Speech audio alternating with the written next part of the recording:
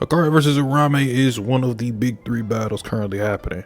We're getting another Hakari banger, and we will finally see Uraume in a real battle using their full power. Once again, Hakari in a battle where people are unsure if he's going to win, and if he does win, how the hell is he going to do it? In this video, I'm going to be going over the theme of the battle, and as well as what I expect from them power-wise, power-ups, and a full power potential from both of them. Let's just hope this doesn't get off-screen. Now, this fight theme-wise is going to be very unorthodox. We have Uraume comparing Hakari to sorcerers of the Heian era, and like some people, including myself, have pointed out, Hakari has some similarities to Sukuna. Now, normally, with Hakari being a student to Gojo, you'd think he'd have comparisons to Gojo, of course, which he does, but they are much more baseline. Hakari and Sukuna, on the other hand, have this live for yourself, selfish style way that they live their lives.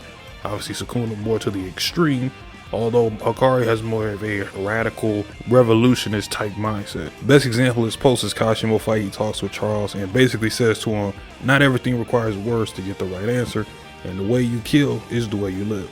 With Uraume referring to Hakari as a monster, as he has no regard for himself, or rather anything around him.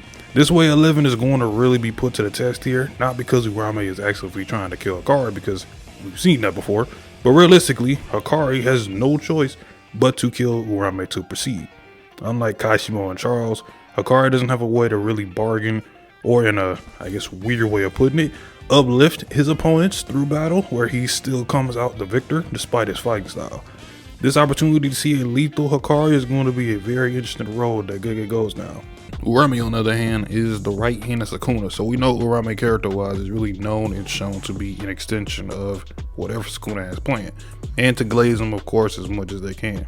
With a character that has been kind of in the background, but is still extremely powerful and is a roadblock to the end goal of the story, you would think at this stage we would know what the character is about rather than just their purpose.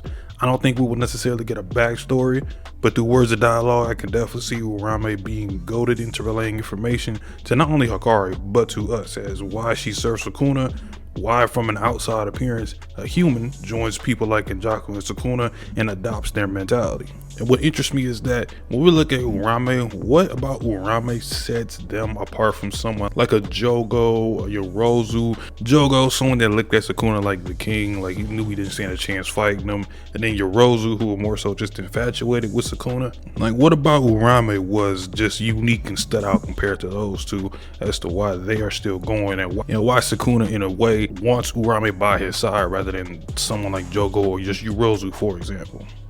And with the way their relationship is, I wouldn't be surprised if Uraume through fear actually just went and followed Sukuna and did everything they can to survive, and they looked at it as, if I be a servant to this dude, maybe I can live my life longer.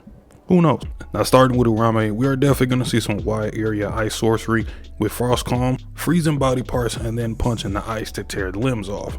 Although with Jackpot, it's basically an instant counter to that strategy. And Uraume can freeze their own body parts, like in Shibuya where they froze the finger, making sharp claws. For lethal attacks, I can see this being pulled out during the fight for more precise attacks on Hakari, maybe trying to kill him before he can regenerate, maybe focusing on the brain part, or maybe slicing through the stomach. I'm not really sure how you can even really counter Jackpot at this point.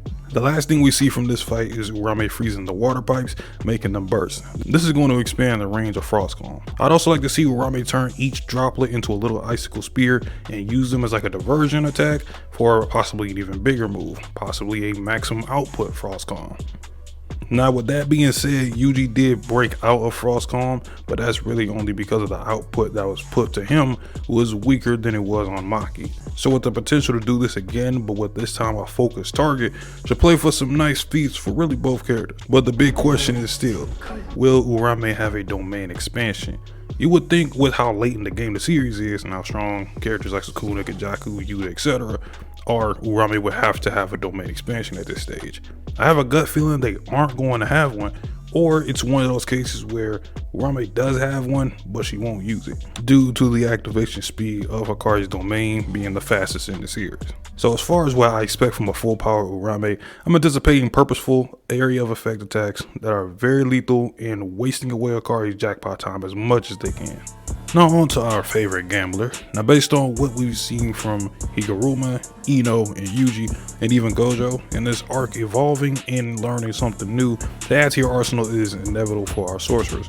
Now I believe it's Hakari's turn at this point. Looking at the possible techniques Hakari could add to his arsenal, I think it's safe to say regular RCT is out of the picture. His jackpot RCT is the best in the series, so I don't think he really needs that. Domain amplification would be nice as a base Hakari tool to use to defend himself, but with Uraume achieving that, I'm not so sure Gege will pull this again. So I'm putting that as a 20% chance to happen. I think the best thing for Hakari to accomplish is to, no pun intended, expand on his domain even more. We know his domain is special compared to the others. The closest he's come to changing his domain was changing the coordinates of his domain while in it and moving it. Now Hakari's domain has multiple facets to it when it comes to the ways to get a jackpot and what happens while in the domain, such as the pseudo rolls, where he can substitute any damage he's taking within the domain, the even and odd number rolls dictating how quickly he can get to the probability change, the faster spins, the time reduction. Those are conditions set within that domain. I would love it if Hakari took the fictional, elements of his domain and applied them to what happens outside of that domain. To put it in simple words, if Hakari could take his infinite curse energy and the elements of his idle death gamble and fuse them together. For example, once in his jackpot for 4 minutes and 11 seconds, not only is Hakari's infinite curse energy and his automatic RCT applied, but the output and curse energy on the items in his domain are amplified as well, giving him a variety of ways to wreak havoc on opponents. Now the training doors he used in this fight will be amplified and maybe even move faster as ways to distract or trap an opponent. Or what I really want to see, if this motherfucker pulls the whole damn train out his domain, infuse it with a bunch of curse energy and just smash it into somebody, and then instinctively do a barrage of punches on it, screaming.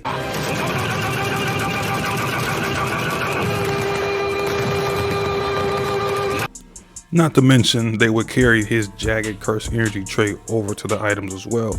There's also a chance for a callback to Kashimo if Hakari could channel his curse energy into a short hit, but nowhere near as lethal, but the damage would be the equivalent of maybe like a weaker version of Cleave. So I don't really see that being a key component into what he could do. Just a little bonus. There's a possibility that Kirara could be a focal point in this fight, or more so like an element in this fight. Why is that, you ask? Kirara was not put to the side, such as Kamo as a character that was going to step aside. They weren't ready for it. They didn't want to risk their lives in this big moment. Nah, Kirara is still there. She was standing right next to Hakari, and they were side by side. I think there is a moment or a chance that Kirara shows up and tries to help Hakari using her curse technique. With Love Rendezvous, I can really see Kirara being a distraction for Uraume and really putting a stop in the movements of what Uraume is trying to do, whether it's trying to attack Hakari or even finish him off. As Kirara is not a 1v1 fighter like that, more so of a support type character. So it's a possibility that it could happen, and then maybe they both team up on Uraume and win. Or Kirara dies and then, Hakari then finishes Uraume. I don't know, but there's a possibility of that happening. That's all my thoughts on the Hakari Uraume battle. Let's see what happens when this battle returns, and hopefully it lives up to some of the expectations some of us has. I'll let y'all in the next one. Peace.